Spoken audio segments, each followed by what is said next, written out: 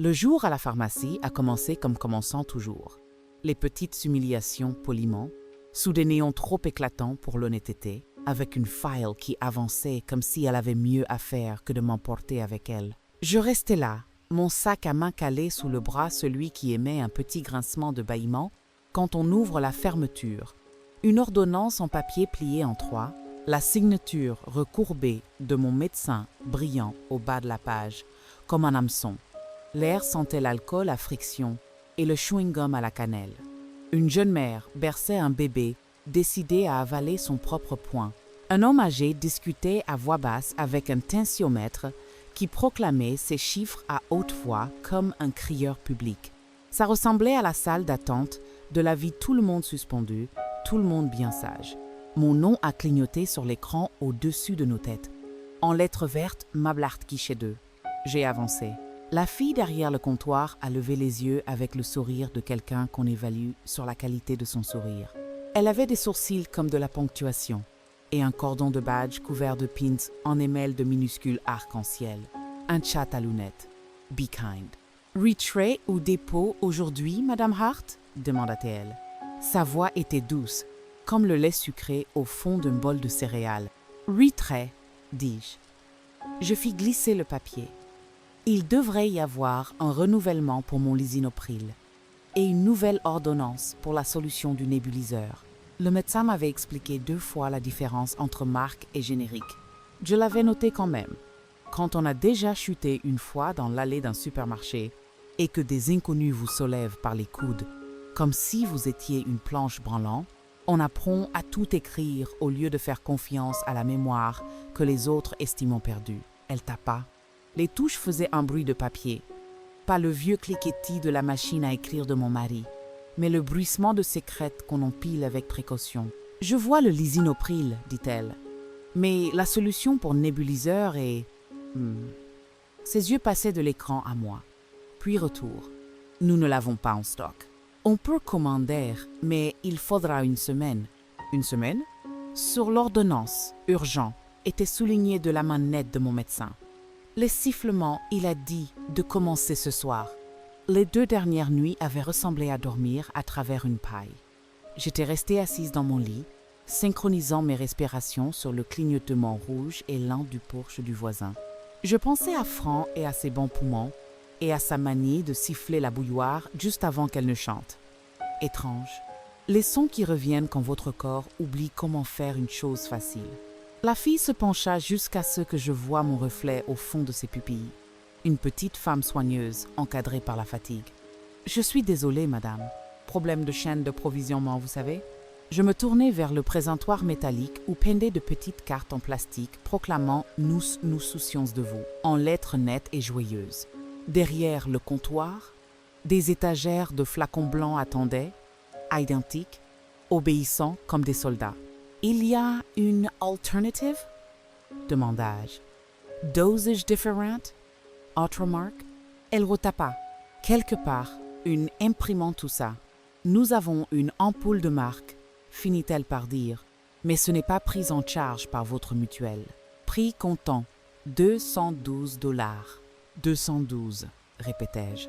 Parfois, la meilleure façon d'évaluer un nombre, c'est d'entendre votre propre bouche essayer de le porter. Elle hocha la tête. Je peux payer en liquide aujourd'hui, dis-je enfin. Je ne peux pas attendre une semaine. Je sortis mon petit portefeuille. Le cuir s'était assoupli, en 30 ans, jusqu'à prendre la texture d'un galet de rivière.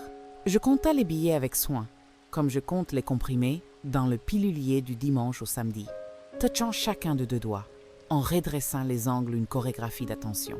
Quand je fis glisser l'argent, la fille hésita comme si les billets pouvaient mordre. Elle jeta un coup d'œil par-dessus son épaule vers le pharmacien, un homme aux épaules de cintre et aux cheveux tondus, si courts qu'il n'avait rien à dire.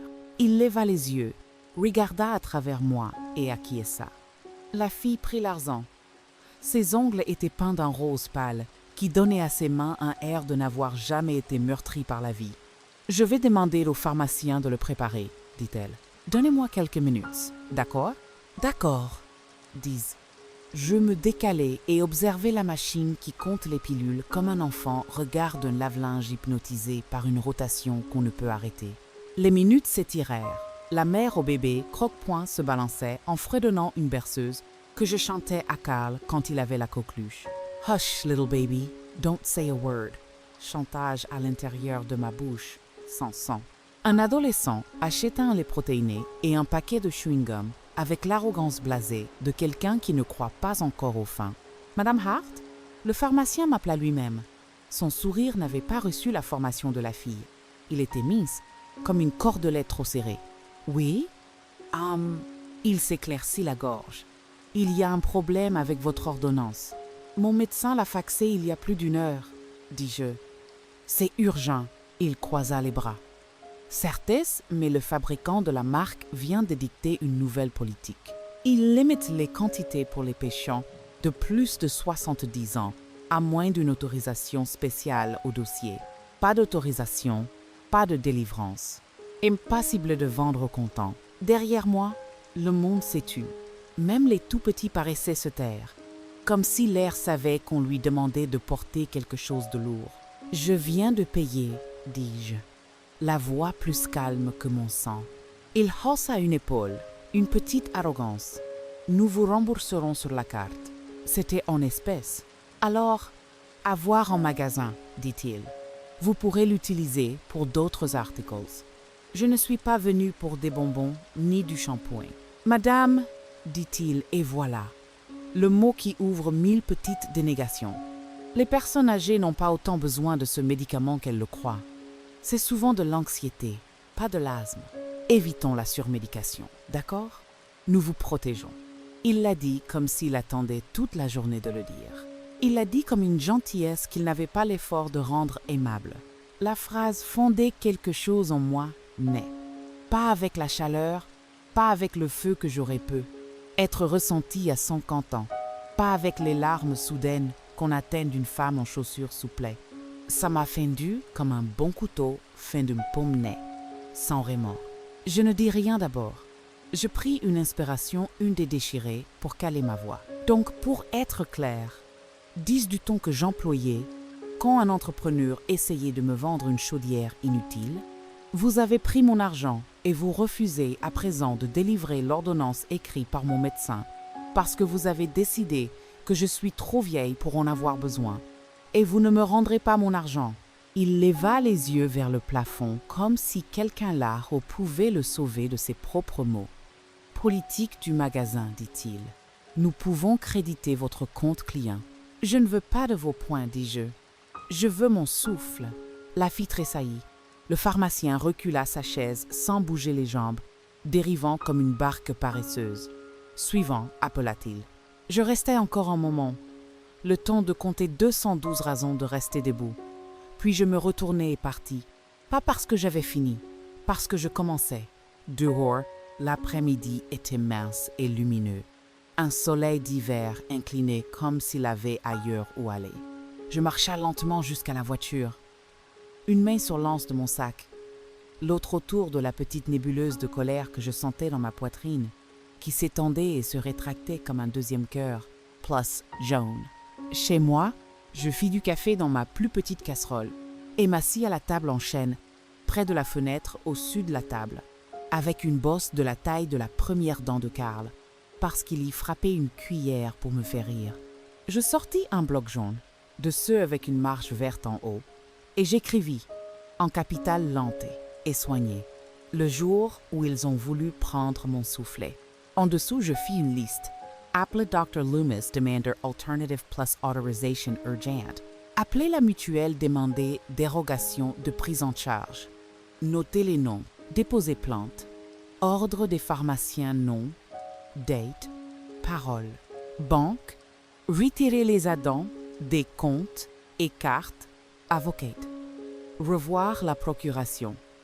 Mettre à jour le testament. Envisager un trust. Transférer l'ordonnance. Pharmacie indépendante de l'avenue. Mon roquet dit qu'ils sont gentils. Respiration. Thé, vapeur. Rester assise droite. Écrire quand même.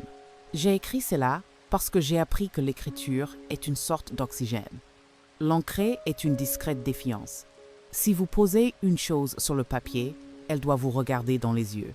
J'appelais d'abord le docteur Loomis. Sa infirmière, Raquel, répondit. Elle a une voix douce comme des pas en chaussettes. Je lui raconta ce qui s'était passé en phrases simples, comme la vérité préfère être dite. Au bout du fil, elle devint très silencieuse, comme un étang qui écoute. « Je suis tellement désolée, mes belles, dit-elle. Ce n'est pas une politique, c'est un préjugé. » Elle dit qu'elle enverrait la demande d'autorisation dans l'heure. Stat souligné. Parce que parfois, il faut parler hôpital pour que les humains bougent. Ensuite, j'appelais le numéro au dos de ma carte d'assurance. J'épelais mon nom 2 fois. Je répondis à des questions de sécurité sur la marque et le modèle de ma première voiture, comme si savoir ces choses prouvait que je méritais l'oxygène. L'agente me mit en attente pour consulter les règles et revint avec une voix qui sonnait comme si elle s'était redressée sur sa chaise. « J'ai noté votre dossier, dit-elle avec soin. Vous êtes autorisé à obtenir le médicament de marque pendant 30 jours, sous réserve de disponibilité du fournisseur. Nous signalerons l'obstacle à la pharmacie X.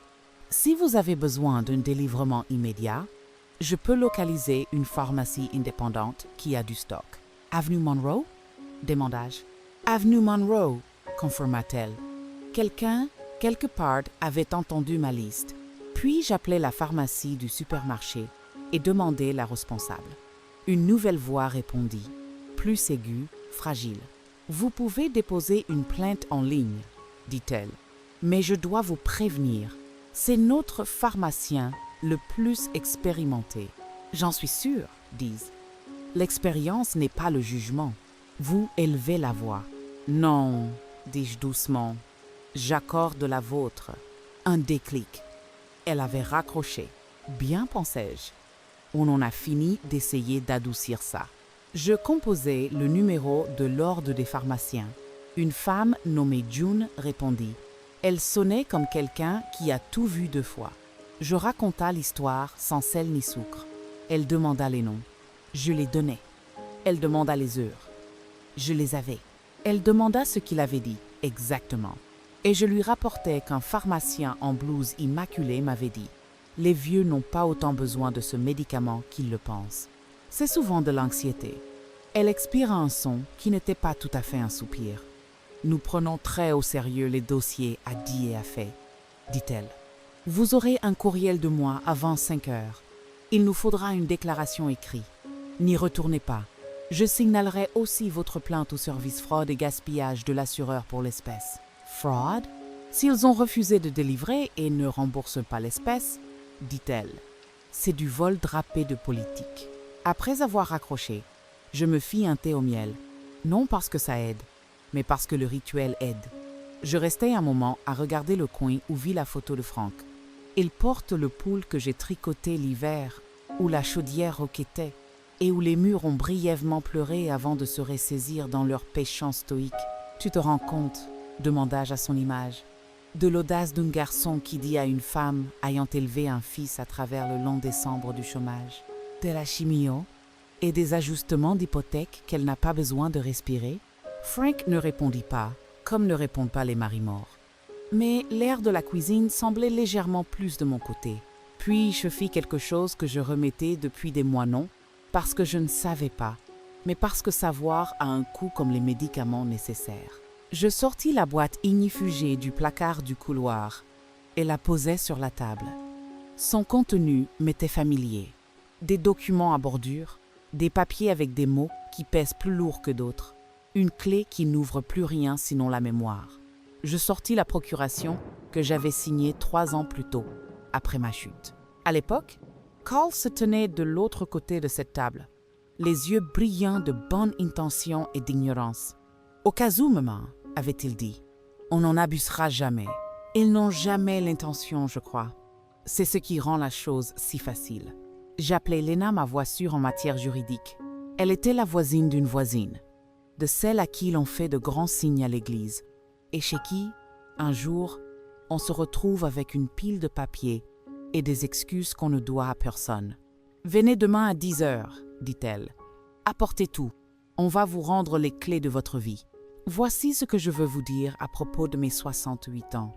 Les gens commencent à vous parler comme si vous vous appeliez ma petite et que vos opinions étaient du glaçage. Et si vous ne vous ancrez pas dans le plancher de ce que vous savez, ils réarrangeront les meubles autour de vous et appelleront ça nécessaire. Il n'est pas besoin d'être amer pour être inébranlable. Il suffit de décider que votre souffle, au sens propre, comme au figuré, vous appartient d'abord. À 3 heures, le courriel de June arriva. J'écrivis ma déclaration d'un seul jet. J'ai toujours eu bonne mémoire pour les phrases qui tentaient de m'effacer. Je l'envoya et reçus aussitôt une réponse automatique, m'assignant le numéro de dossier 4419. J'écrivis ce chiffre dans la marge de ma liste et l'entourai. Les numéros comme celui-là aiment être vus. À 4h30, Raquel appela pour dire que l'autorisation avait été approuvée et que la pharmacie indépendante de l'avenue Monroe aurait mon médicament prêt à 5 heures si je pouvais m'y rendre. Ils vous montreront même comment utiliser leur nébuliseur dans la salle de conseil, dit-elle. Ils n'aiment pas supposer que quelqu'un sait, juste parce que l'âge semble dire qu'il devrait. J'enfilai mon manteau. La ferme-tout grippa une seconde, comme si elle se demandait si j'étais le genre de femme qui va au bout. « On y va », lui dis-je. Je glissai ma liste dans mon sac. Je ne prétendrai pas que le trajet fut dramatique. C'était la petite bravoure dont personne n'écrit de chanson. Une femme qui respecte toutes les limitations de vitesse et chacun de ses instincts. La pharmacie indépendante se trouvait 3 pâtés avant la laverie, où je reliais les chaussettes par paire pour m'épargner la solitude des fins qui ne se correspondent pas.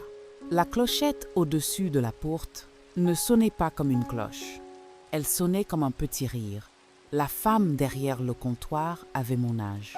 Elle portait un cardigan à coudière et l'expression de quelqu'un difficile à impressionner, mais facile à émouvoir. « Retrait pour Madame Hart ?»« Oui, dis-je, surprise d'être reconnue d'avance. »« Mabel Hart, nous avons reçu l'appel du docteur Loomis, » dit-elle. « Tout est prêt. » Elle jeta un œil à l'ordinateur, puis à moi. « Avant de vous le donner, voudriez-vous le respirer ici la première fois?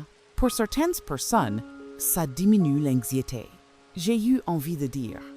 D'après un homme en blouse blanche, à mon âge, on ne devient pas anxieux. On imagine l'oxygène. À la place, j'ai hoché la tête. Oui, s'il vous plaît. Elle me conduisit dans une petite pièce, avec une chaise qui ne branlait pas, et une affiche de poumon au mur, semblable au dernier arbre honnête de l'hiver. Elle me montra les ampoules, la machine, le masque. Elle ne se pressa pas. Elle ne supposa pas que je l'avais déjà fait autant de fois que mes rides le laissaient imaginer. Elle fixa les tubulures et dit « On fait la première ensemble, d'accord ?» Comme une amie dirait. On traverse cette rue. Quand je partis, le soleil donnait ses dernières pièces au sommet des érables. Ma poitrine était moins encombrée. Le grondement du monde s'était apaisé juste assez pour que reviennent de petits bruits.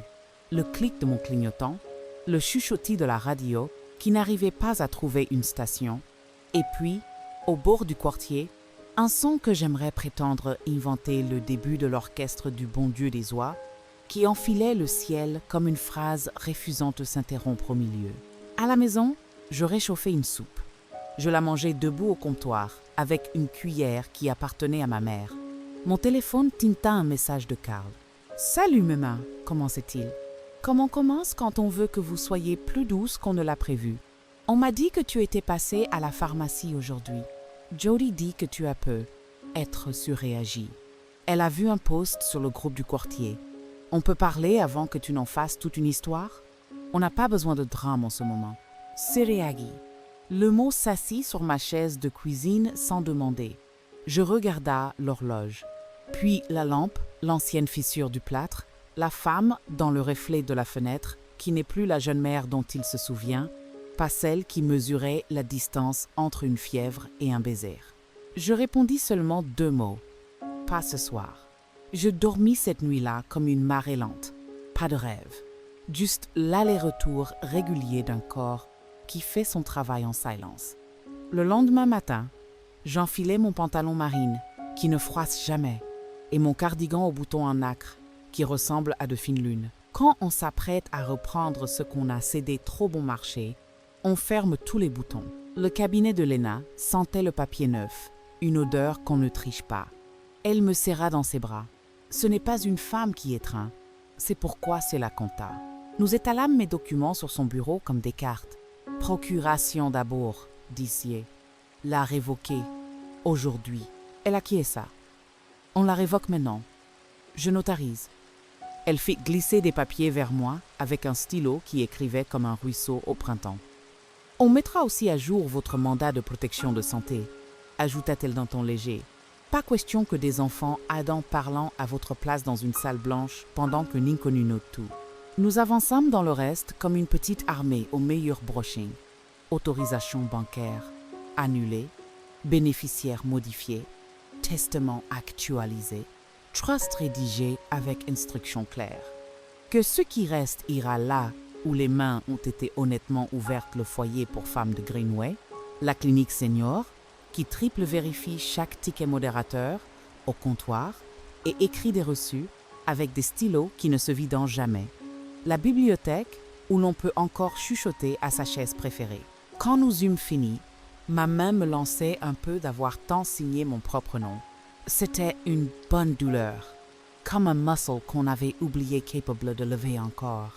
En rentrant, je m'arrêtai à la First Mutual. Un jeune guichetier, crâne rasé et anneau aux sourcils, me sourit comme on sourit aux femmes de mon âge, quand on espère qu'elles diront quelque chose de sage à raconter le soir à quelqu'un qu'on veut impressionner. Je voudrais voir une responsable, dis-je, pour mettre à jour les personnes autorisées et retirer un co-titulaire. Les mots cons, retirés, pas envisagés, peu. Être ou dites petite question, retiré. Dans le bureau au mur vitré et à la plan qui se prenait pour une jungle, la responsable alterna le regard entre l'écran et moi. « Il faudra vérifier votre identité, dit-elle. « Évidemment. » dis-je en lui tendant mon permis, mon passeport, ma carte électrice.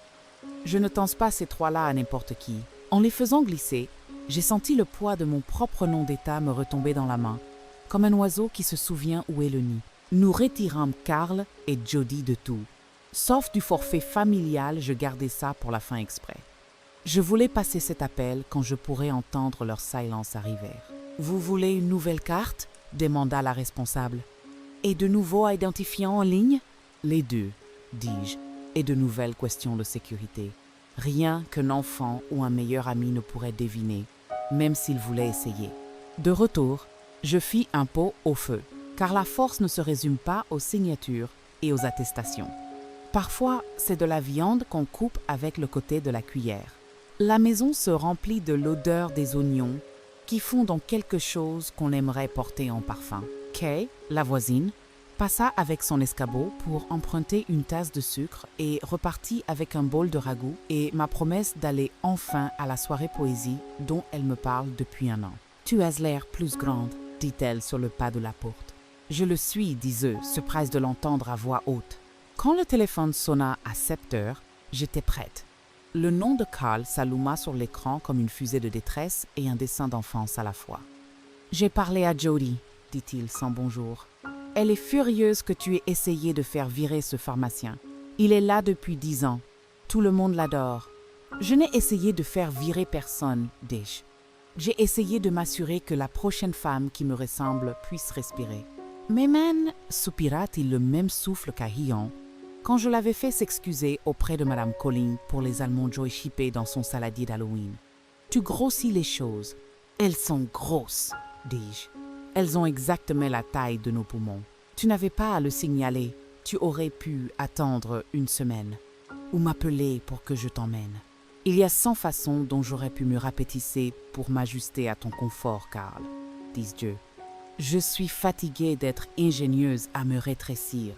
Un long silence, comme si le téléphone était devenu un lac et que nous attendions de voir si la pierre jetée ferait des ronds. « On m'a dit que tu as changé la banque !» finit-il par dire. « Oui, tu ne m'as pas prévenu. Il y a une différence entre prévenir et demander la permission, dis-je. Je ne fais ni l'une ni l'autre. Tu nous punis, dit-il. » Le mot nous était une couverture qu'il essayait de se poser sur les épaules. « Je me protège, dis-je. Et si ça ressemble à une punition, demande-toi pourquoi. Il raccrocha sans dire au revoir. Ce son m'a rappelé une porte qui claque au bout d'un couloir d'hôtel où vous n'êtes pas le seul client. Bref, impersonnel, net. Le lendemain, un autre courriel de jeune. Votre plainte passe en enquête. Il y aura un audit inopiné. Merci de conserver tous les reçus. J'éclatais de rire dans ma cuisine. Les reçus sont un hobby. La preuve est un langage d'amour. Cet après-midi-là, je fis quelque chose que je n'aurais pas imaginé un an plus tôt. J'appelais la rubrique Conso Alerte de la télé locale. Si vous avez besoin d'une histoire non sensationnelle mais systémique, dis-je à la stagiaire enjouée qui décrocha. J'en ai une. Elle ne fera pas le buzz. Elle rendra peu. Être le souffle à la grand-mère de quelqu'un. 2 jours plus tard, une journaliste nommée Camilla vint chez moi avec un cadreur qui n'était pas un garçon du tout et me demande de raconter l'histoire depuis le début. Nous nous assîmes à ma table. Les cuisines sont les seuls endroits où l'on dit vrai sans qu'on vous y pousse. Elle écouta sans m'interrompre, comme ma mère quand je confessais avoir cassé la poignée de sa casserole favorite. Quand j'eus fini, elle demanda « Qu'avez-vous ressenti quand il a dit "« Les vieux n'ont pas besoin de ce médicament ». C'était une bonne question. On peut respecter quelqu'un qui pose une bonne question. J'ai eu l'impression que quelqu'un entrait dans ma cuisine, ouvrait la fenêtre et disait « L'air est du gâchis sur vous », répondis-je, comme une main posée sur le sommet de ma tête qui appuie. Ils passèrent le sujet le lendemain à 10 à 8h22, coincé entre les cumuls de neige et un reportage sur un chien qui fait du skateboard. Ils floutèrent le visage du pharmacien nous vivons dans un monde trop doux avec les dommages ordinaires des hommes en blouse et trop rude avec les femmes qui les voient. Mais ils ne brouillèrent pas ces mots. Jody m'écrivit après la diffusion. « Tu nous as ridiculisés. Mes amis font leurs courses là. Papa, tu as humilié un professionnel respecté à la télé. » Je posai le téléphone face contre table et termina le pot au feu. Après le dîner, je répondis « L'air n'est pas un produit de luxe, la dignité non plus. » Puis, je bloquai son numéro. Parfois, il faut faire le silence soi-même. Le jeudi, Ruby 6 en désormais, plus grande que mes inquiétudes, frappa à ma porte. Elle est la fille de Jody par la biologie et ma petite fille par la loi des petites gentillesses indéfectibles. Elle vint seule. Elle se tenait sur le perron. Sweatshirt 2 tailles trop grand, visage trop jeune pour l'excuse qu'il portait. « Mamie, dit-elle, j'ai vu le reportage, j'ai entendu maman. Je suis désolée. Je ne viens pas parce qu'on m'a envoyé. » Elle leva un sac plastique. J'ai apporté des cookies. Je ne les ai pas faits. Je ne vais pas prétendre. Tu t'es apporté, dis-je. Assieds-toi.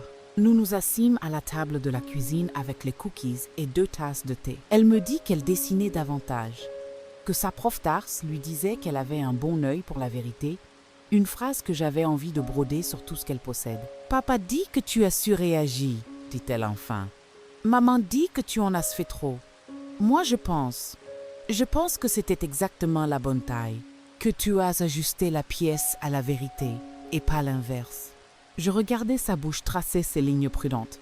Je pensais à toutes les mères et grands-mères qui avaient avalé ce genre de phrases pour préserver la paix, et comme la paix n'a jamais mérité notre silence. « Je suis fière de toi », lâcha-t-elle soudain, comme si les mots avaient trouvé une petite fuite et s'étaient échappés. Je fermais les yeux comme on le fait quand une note juste tombe au bon endroit. Je peux passer juste moi, parfois, même si ma main est fâchée. Tu peux passer, dis-je. Mais je ne te ferai pas entrer en douce. La porte, c'est la porte. Elle sourit. Je sais franchir les portes. Après son départ, je sortis un nouveau cahier. Sur la première page, j'écrivis de ma plus belle imitation de l'écriture de ma mère. Je ne confondrai pas douceur et silence. En dessous, je fis une autre liste. Pas ce qu'il faut faire, ce qu'il faut cesser de faire. Cesser d'accorder le bénéfice du doute à ceux qui l'ont déjà encassé. Cesser d'appeler drame mes besoins parce que quelqu'un d'autre le fait. Cesser de faire semblant que le pharmacien est un prêtre. Cesser de payer le forfait téléphonique familial. Je cerclais la dernière. Le lendemain matin, J'appelais l'opérateur, naviguais un labyrinthe de gentillesse robotique et tombai sur une certaine Valérie, dont la voix pouvait tricoter une écharpe. Je voudrais résilier les 2 lignes supplémentaires, dis-je, avec effet immédiat. Elle hésita, comme si on lui avait appris à dissuader les gens de leurs décisions. Ils n'auront plus de service, Madame Hart. Ils gagneront l'âge adulte, dis-je. C'est un bon échange. À partir de là, la semaine battit comme un tambour régulier. L'ordre envoya un autre mail pour dire qu'un inspecteur était passé et qu'une remise à niveau des pratiques avait commencé. Jolie expression pour une chose qui devrait être simple. Ne pas voler et ne pas affamer quelqu'un d'air. Le docteur Lumi appela pour prendre des nouvelles de mes poumons. Nous ajustâmes le plein. J'appris la cadence de la machine, la manière dont la brume embrasse le fond de la gorge avant que le corps ne se souvienne. J'appris à me redresser quand je respire et à me pencher en avant quand je dis vrai. Ça aide les 2 sortes d'expiration à trouver la sortie. Le samedi matin, j'animais un petit atelier à la bibliothèque. Pas officiel. C'est parti d'une conversation autour d'un thé avec Kay, Ida et Nora. Nous ne devrions pas mémoriser les prix pour attraper les façons dont ils se glissent sous le coup réel de nous. Faisons un mémo, dis-je. Un plan. Nous réservâmes la petite salle de réunion à la bonne lumière, prévenons nos amis, qui prévint les leurs, et apportâmes une boîte de donuts, le sucre des lits, parfois la timidité du courage. Je me tins devant avec un feutre emprunté au coin jeunesse, et j'écrivis au tableau « Comment garder son souffle et son argent ?» Guide pour les bien vivantes et vivants. Puis, je traçai 4 colonnes nettes. Questions à poser au comptoir prix détaillé. Comptant versus assurance. Alternatives en stock. Numéros à appeler. Ordre des pharmaciens. Mutuelle. Médecin. Journaliste conso local. Pourquoi pas. Mots à exiger remboursement. Reçu. Politique. Justification écrite. Phrase que vous avez le droit de dire à plein poumon. J'attends pendant que vous appelez votre responsable. Je resterai ici jusqu'à ce que vous rendiez l'argent que vous prétendez être à vous. Vous n'êtes pas médecin. On a ri, on s'est entraîné, on a fait des jeux de rôle avec le mot non, comme s'il s'agissait d'un nouveau pas de danse maladroit d'abord, puis plus fluide, puis bon. Une femme prénommée Lila pleura doucement au 2e rang. Après, elle me confia que son mari était mort dans une salle d'attente d'un autre lieu en blouse blanche et qu'une infirmière avait dit « il était vieux », comme si c'était une raison de ne pas courir. « Ils ont ralenti », chuchota-t-elle.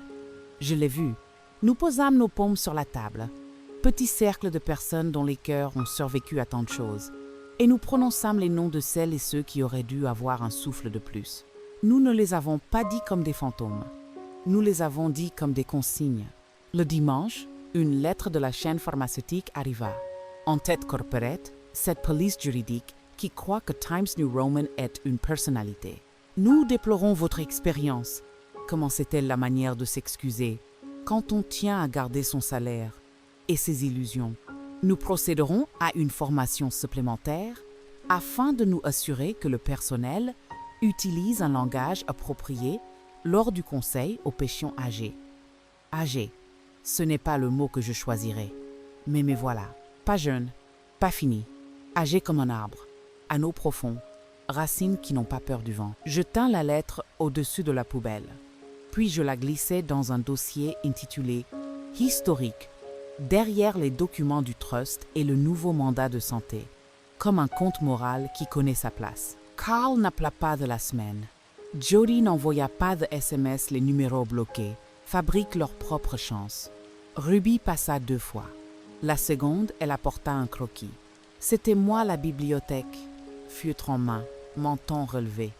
Elle avait dessiné la brume de la machine comme un petit nuage doux autour de ma tête, le souffle rendu visible.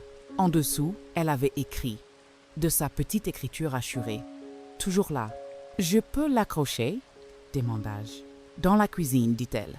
Là où tu décides. » Nous le plaçâmes à côté de la liste des numéros d'urgence et du calendrier qui indique « Soirée poésie 2 fois par mois » en encre bleue. Elle resta pour la soupe. Nous parlâmes d'un garçon amoureux de l'idée d'elle. et d'une prof d'arts qui lui dit de tourner le visage vers la lumière, même quand le sujet est sombre. « J'ai jamais aimé ça, dit-elle. Pourquoi éviter les ombres? Elles font partie de ce qui donne un visage. That is physical stage. Il ne s'agit pas d'éviter, disent que. Il s'agit de ne pas les vénérer. Elle rit. Tu devrais venir faire une intervention, dit-elle. Sur quoi? Demandai-je. La composition, sourit-elle, des vies. La décision finale de Laure arriva 2 semaines plus tard. Ils avaient tous les bons mots. Manquement, défaut de remboursement, langage discriminatoire fondé sur l'âge, mesures correctives. Elle ne nommait pas l'homme, elle nommait le commerce. Un contrôle de conformité aura lieu dans 6 mois. 6 mois, c'est long quand on compte en respiration. Mais c'est aussi la durée exacte pour qu'une petite révolution nécessaire et ordinaire trouve place au comptoir. Le même jour, un chèque arriva dans une autre enveloppe, celle avec des bords à détacher et une odeur de paille. Erreur de manipulation d'espèces crédit collectif, disait la note d'un ton qui essayait d'être décontracté avec sa propre culpabilité. Montant, 212 $. Je tins le chèque un long moment. Je ne pensais ni aux courses ni à un pool. Je pensais à Lila au 2e rang, à la voix sans chichi de June, à la jeune mère qui berçait son bébé au comptoir et à l'ado à la moue glacée qui n'avait pas encore dit une vérité difficile. Je pris mon stylo et endossai le chèque directement à l'ordre du fonds de la clinique senior, qui couvre les tickets modérateurs de 10 $ qui se multiplient comme des étourneaux quand on ne regarde pas. Je l'y apportais en personne. La réceptionniste connaissait mon nom parce que sa grand-mère a désormais la même machine. Et nous avons comparé nos notes tubulures et de courage. C'est pour le fond du souffle, dis-je. On n'a pas de fond du soufflet, dit-elle, surprise. Maintenant, si, dis-je. Appelez-le comme vous voulez. En repartant, je m'arrêtai devant le panneau d'affichage où l'on épeint le cours, tracts, et demande polie de colocataires. Un flyer vert vif annonçait un atelier « Connaissez vos médicaments » chaque premier mercredi. J'attrapa un stylo attaché au bureau par une chaînette d'argent et écrivis mon nom sur la feuille d'inscription. Dans la marge, j'ajoutai « Venez avec une amie »,« Venez » avec une liste, « Venez » avec un refus. Cette nuit-là, je dormis fenêtre entr'ouverte d'un pouce, en défi à Mars et aux hommes qui croient que l'âge interdit le vent. Vous voudriez la partie où Karl revient et s'excuse d'une manière qui sonne juste. Je ne suis pas sûre de l'avoir pour vous. J'ai une lettre qu'il a laissée sur mon perron sans frapper. Il a écrit « Mais j'ai lu le rapport. Je ne vais pas faire semblant de tout comprendre. Mais je sais ce que ça fait de manquer d'air. J'avais 8 ans et tu m'as frappé dans le dos quand un centime est resté coincé dans ma gorge chez Mackenzie. Le pharmacien de cet immeuble t'a donné de l'eau. Tu ne l'as pas remercié, tu m'as juste tenu. Tu as eu raison. C'est la première bonne lettre de mon fils en 20 ans. Je l'ai rangée dans historique, oui, mais sous un trombon avec ses dessins d'enfants, pas au-dessus. Vous voulez aussi la partie où le pharmacien perd son emploi. Je ne sais pas.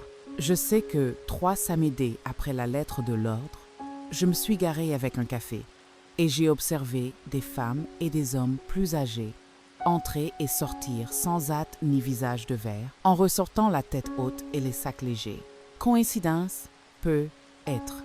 Ou bien la brume dans ma propre poitrine s'était enfin suffisamment dissipée pour que je voie. Je pourrais conclure ici sur une note bien ficelée, à la manière de certains écrivains qui serrent les nœuds si fort qu'on oublie qu'un nœud est fait pour se défaire. Mais 1 semaine après le chèque, la lettre, la clinique et la bibliothèque, j'ai acheté une petite boîte à vie de graines d'œillets d'Inde à la quincaillerie. Je me suis tenue dans mon jardin, avec un chapeau à bord aussi large qu'une dispute, et j'ai pressé les graines dans une terre têtue. Mes genoux me faisaient mal. Je l'ai fait quand même. J'aime les œillets d'Inde parce qu'ils refusent de s'excuser de leur couleur et parce qu'ils éloignent certains parasites avec un parfum qui n'est pas exactement doux, mais efficace. Ce fut la semaine où j'ai retiré leurs choses, pas leur souffle, pas leur dignité. Cela ne m'a jamais appartenu.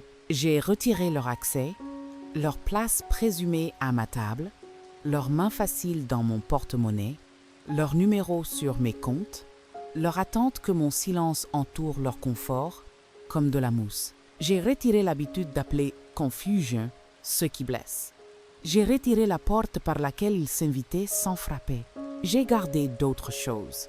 J'ai gardé la bouilloire et son sifflement, une petite dispute lumineuse avec l'air. J'ai gardé la machine qui sonne comme la mer quand je suis déjà à moitié endormi. J'ai gardé le dessin de Ruby sur mon mur. J'ai gardé une chaise tirée dans ma cuisine pour quiconque arrive les mains pleines de vérité. J'ai gardé ma petite liste, celle sur le frigo, sous l'aimant en forme de poire, soufflé, banque, bornaise. Hier, Ruby m'a demandé si je voulais voir l'expo d'Ars à son lycée. Il y a un tableau avec des œillets d'Inde, dit-elle. Ils m'ont fait penser à toi. Nous sommes restés dans le gymnase, entre un dragon en papier mâché et un bas-relief du pont de la ville fait de petits reçus pliés. Son œuvre était là des fleurs vives et têtues qui poussaient dans une fente étroite du trottoir. Les gens s'arrêtaient, regardaient, puis repartaient, parce que la beauté met certains mal à l'aise quand elle ressemble à de la persistance plutôt qu'à un coucher de soleil. Cette semaine-là, murmura Ruby, tu leur as retiré la permission d'être négligent avec toi. Cette semaine-là, dis-je, je me suis retiré la volonté de vivre à l'air mince. Nous avons pris une citronnade après. La fille derrière le comptoir nous a tendu une paille à chacune. Comme un petit drapeau, nous avons cogné nos gobelets en papier comme si nous avions gagné un prix. Pu être bien. Pas un procès, pas un clip viral. Le prix tranquille de rester. Le trophée ordinaire du souffle. Sur le chemin du retour vers la voiture, Ruby toucha mon bras. Tu sais ce qui est dingue. Quoi? Tu n'as pas juste fait du bruit, dit-elle. Tu as fait de la place. Ce soir-là, avant de me coucher, j'ai entrouvert la fenêtre du même pouce et éteint la lumière. Dans la douceur sombre, j'entendais le trafic lointain comme une marée prudente, la petite dispute joyeuse des grillons avec l'idée même de l'hiver, et autre chose, un bruit humide, neuf, presque trop discret pour être cru. Je suis sorti en chaussons et me suis planté devant la parcelle où j'avais enfoui les graines.